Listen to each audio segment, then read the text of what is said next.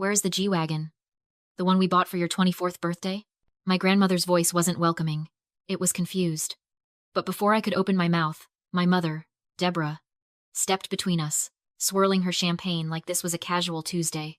Her sister needed it more, she said, smiling as if she were doing me a favor. Vanessa has an image to maintain. Carolyn understands. The air froze. I looked at the battered Uber behind me, then at my mother's face. This wasn't just a lie. It was a declaration of war. Drop a comment and let me know where you're listening from and what time it is for you right now. I'd love to know who's part of our community. I didn't scream. I didn't stomp my feet or demand an explanation. In the past, the younger version of me would have begged them to be fair. But standing there in the driveway, watching my mother smooth the front of her designer dress, I realized that fairness wasn't a currency this family traded in. Of course, I said, my voice steady. Vanessa's image is paramount. My mother blinked, surprised by the lack of resistance. She offered a tight, dismissive nod and turned back toward the party, assuming the problem was handled. Assuming I was handled. I'm Carolyn, and I'm 25 years old. As a landscape architect for high-net-worth estates, my job is to analyze terrain, identify structural weaknesses, and ruthlessly remove invasive species. Today, as I walked through the gilded doors of my grandmother's mansion, I knew exactly which invasive species I was dealing with. The ballroom was suffocating, filled with the kind of people who judge you by your watch and your shoes. And there, in the center of the room, was my sister Vanessa. She was holding court near the champagne tower, laughing loudly at something a wealthy bachelor said. In her hand, dangling like a trophy, were the keys to my G-Wagon. The light caught the silver emblem, and I watched her twirl them around her finger. It's a custom edition, I heard her say, her voice carrying over the music. Honestly, it was a little gift to myself for surviving Fashion Week. She hadn't just stolen my property. She was wearing my life like a costume. I felt a flash of heat in my chest, but I pushed it down. Anger is messy. Evidence is clean. I didn't approach her. I didn't make a scene. I walked to a quiet corner near a marble pillar and pulled out my phone. My mother thought she was clever taking the physical keys. She forgot that a $160,000 vehicle is basically a computer on wheels. And she definitely forgot that I was the only one with the admin password. One tap, and the Cloud Dashcam app opened. The screen filled with the interior view of my car. I didn't have to search for the truth. It was waiting for me in 4K resolution. I scrolled back to the footage from 2 hours ago. The timestamp read 2:14 p.m. The video played. There was Vanessa, behind the wheel of my car. But she wasn't alone. In the cup holder, clear as day, was a bottle of Grey Goose vodka. She wasn't just driving. She was swerving. The audio picked up her voice, slurred and mocking. God, this thing handles like a tank. She laughed to herself on the recording. Mom was right. Carolyn is such a loser. She'll probably take the bus and cry about it. I paused the video on a frame where the vodka bottle and her face were perfectly visible. This wasn't just a stolen car anymore. This was a suspended license. This was a DUI waiting to happen. This was grand theft auto. I looked across the room at my mother, who was now whispering something to Vanessa, probably congratulating her on the deception. They thought they had won because they held the plastic fob. They didn't realize they had just handed me the weapon that would end them. I didn't feel sad. I felt like a prosecutor looking at a smoking gun. The trap wasn't just set. It was armed. Watching that video, the memory of 3 weeks ago hit me like a physical blow. It wasn't the first time they had taken from me, but it was the time I finally understood the architecture of their cruelty. It started with a phone call at 3 a.m. Vanessa, hysterical, screaming that she'd tapped a bumper. The reality was a totaled Porsche Panamera wrapped around a telephone pole and a blood alcohol level twice the legal limit. My mother, Deborah, didn't call a lawyer. She called a fixer to bury the DUI record and get the license suspension handled quietly. But Vanessa still needed a car to maintain her influencer facade while hers was being scraped off the pavement. 2 days later, I came home to find my spare key missing from the kitchen drawer. The only other person with a key to my apartment was my mother, for emergencies. When I drove to their house to confront them, I found my G-Wagon in their driveway. Deborah was standing there, watering her hydrangeas as if she hadn't just committed burglary. I needed it, she said, not even looking up from her flowers. Vanessa has events.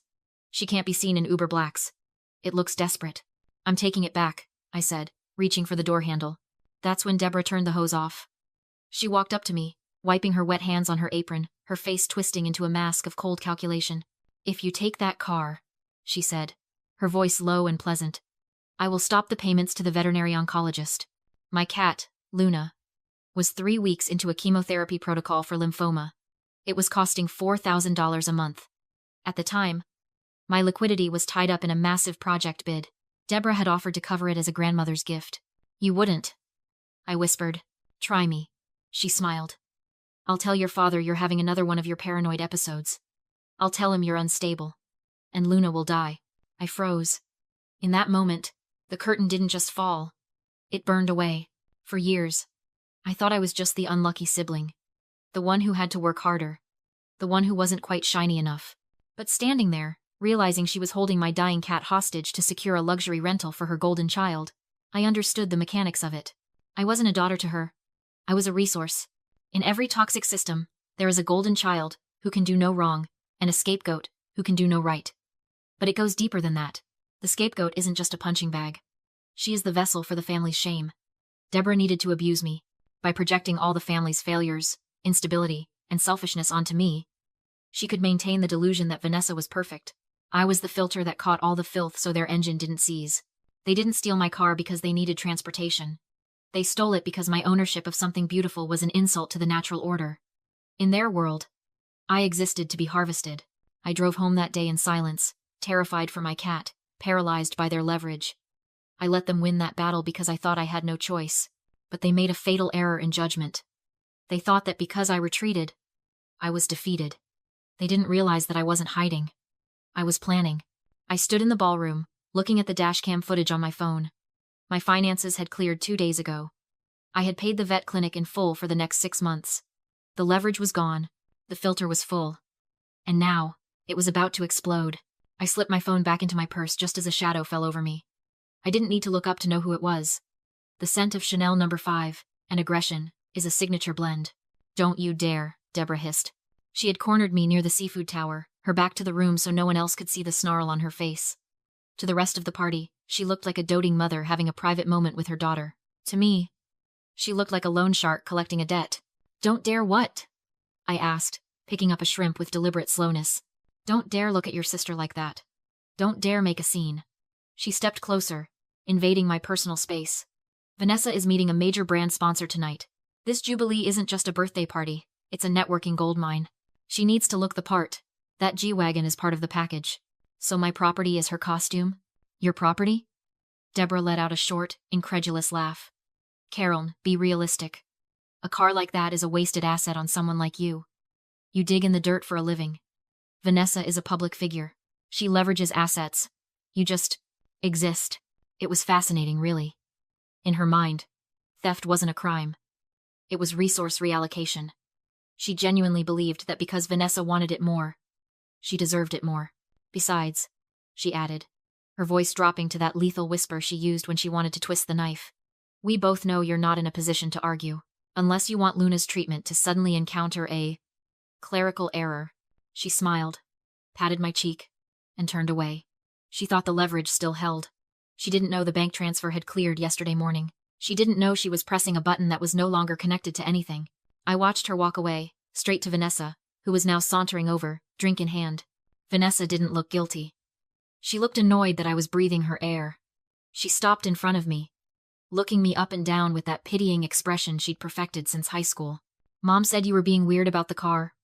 She sighed, taking a sip of her drink. Her third. If my count was right. Honestly, Carol, get over it. You don't even know how to drive a machine like that. It's a performance vehicle. You'd probably scratch the rims parking at some nursery. It has park assist, I said flatly. And I'm the one who configured the specs. Whatever. She waved a hand dismissively. My keys jangling on her wrist. It looks better on me anyway. I'm doing you a favor. You can't afford the maintenance on a car like this. Just let the adults handle the luxury goods, okay? Go find a corner, and try not to embarrass us. She turned on her heel, the silk of her dress swishing around her legs, and walked back toward the bar. She moved with the absolute confidence of someone who has never faced a consequence in her entire life. They didn't just want the car. They wanted to erase my ownership of it. They wanted to rewrite reality, so that I was merely the temporary custodian of things that naturally belonged to them. I watched them convene near the center of the room. Deborah, Vanessa, and a few of their sycophants. They were laughing, clinking glasses, secure in their victory. They thought I was the same scared girl who would sacrifice anything to keep the peace. They were wrong. I wasn't scared. I was calibrating. I looked at the clock. The police response time in Montecito for a grand theft auto call in progress was approximately 8 minutes. I had just enough time to freshen up. I walked into the powder room and engaged the lock. The silence was instant, cutting off the noise of the party like a guillotine. I looked at myself in the gilded mirror. The woman staring back wasn't the scared girl who begged for crumbs of affection. She was a demolition expert, and she was about to bring the whole structure down.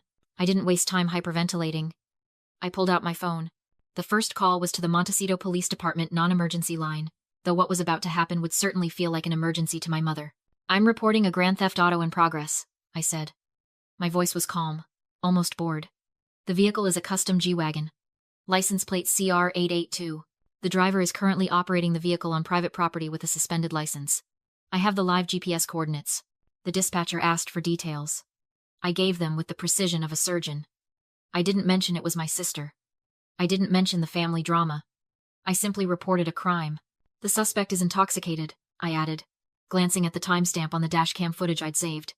"And she is currently behind the wheel. Units are